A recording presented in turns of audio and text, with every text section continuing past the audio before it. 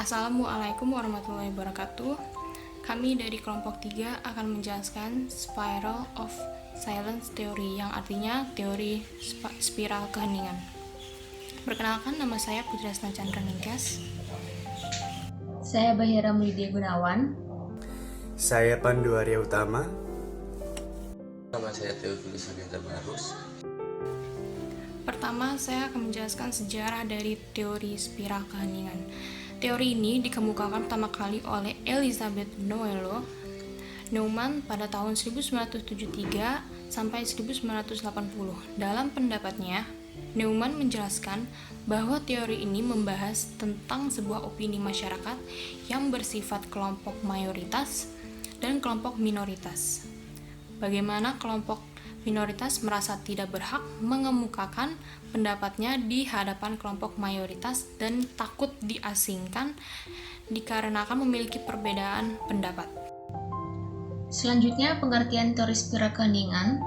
Spiral of Silence Theory atau teori spiral keheningan merupakan teori komunikasi massa di mana seseorang memiliki opini dari berbagai isu, namun terdapat keraguan dan ketakutan untuk memberikan opininya.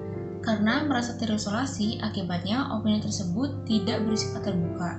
Dan dengan adanya isolasi ini menyebabkan seseorang mencoba mencari dukungan pada mereka yang memiliki opini yang sama. Hal ini menyebabkan orang tersebut menjadi kelompok mayoritas, yang awalnya hanya minoritas karena terkucilkan akan opininya.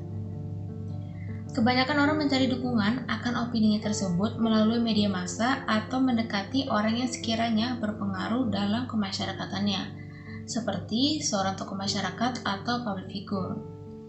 Neumann menyebutkan situasi tersebut sebagai spiral keheningan yang terjadi ketika orang mengemukakan opininya karena merasa pandangannya mewakili pandangan yang populer.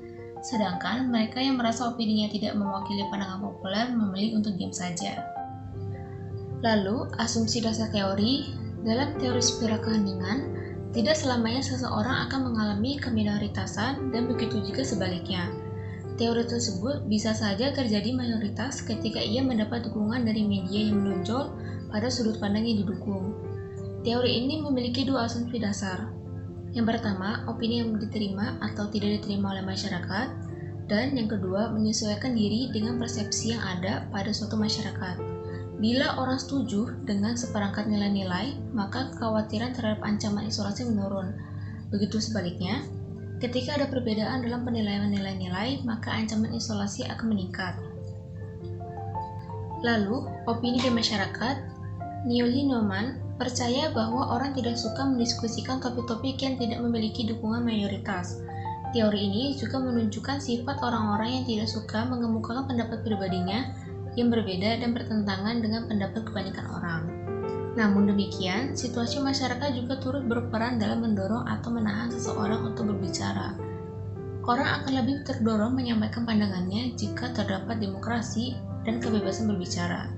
Dan sebaliknya, keinginan untuk berbicara menjadi terendam pada masyarakat konservatif dengan perintah yang opresif. Peran media massa. Media berfungsi menyebarluaskan opini publik yang menghasilkan pendapat atau pandangan yang dominan. Sementara individu menyampaikan pandangannya yang bergantung pada pandangan dominan. Peran media memberikan kontribusi terhadap munculnya spiral keheningan.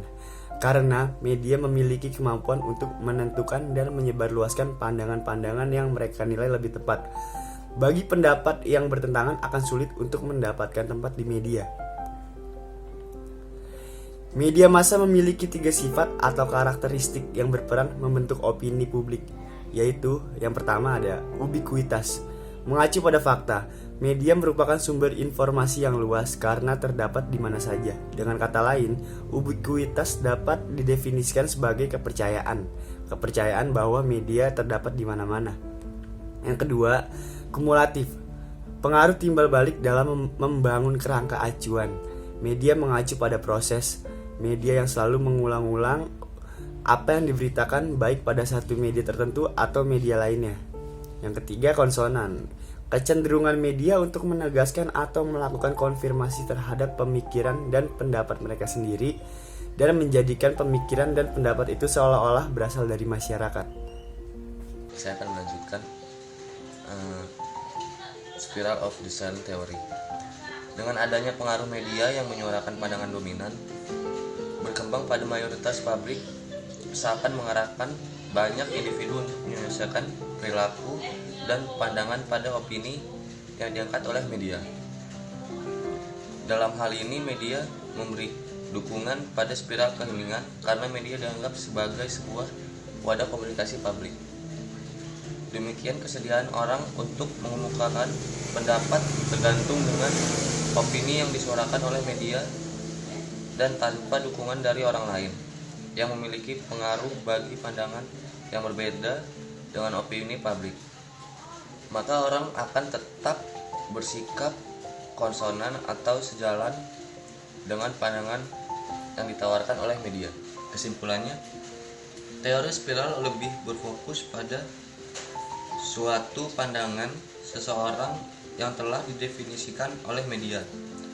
Pada umumnya, kebanyakan orang akan memilih untuk diam ketika merasa berada di lingkungan minoritas dan merasa pendapat mereka telah dibatasi, sehingga mereka enggan untuk menyampaikan pendapat mereka dan takut dikucilkan. Sedangkan orang yang memiliki sudut pandang mayoritas akan lebih banyak bersuara. Contohnya, perdebatan antara A berpendapat bahwa bumi itu datar dan B berpendapat kalau bumi itu bulat. Namun selama ini kebanyakan orang menganggap bahwa bumi itu bulat, sehingga sisi B lebih mendominasi untuk bersuara dan sisi A lebih memilih untuk tidak banyak mengeluarkan pendapat karena takut dikucilkan. Kami dari kelompok 3, sekian persentase dari kelompok kami. Kurang lebihnya terima kasih. Assalamualaikum warahmatullahi wabarakatuh.